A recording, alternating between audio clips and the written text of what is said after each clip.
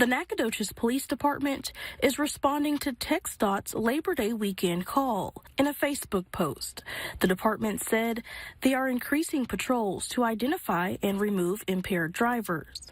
Not a lot of sober people that end up going the wrong ways down the highway.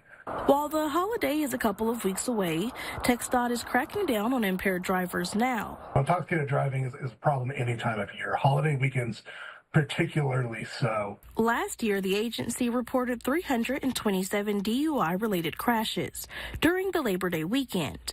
10 of those caused a death. Tim Monzingo, the public information officer for the Lufkin District, says 2 of the 327 crashes happened in his district. It's something to take seriously and to try to prevent. Along with law enforcement, Monzingo also encouraged drivers to be on the lookout. Be situationally aware of what other drivers around you are doing.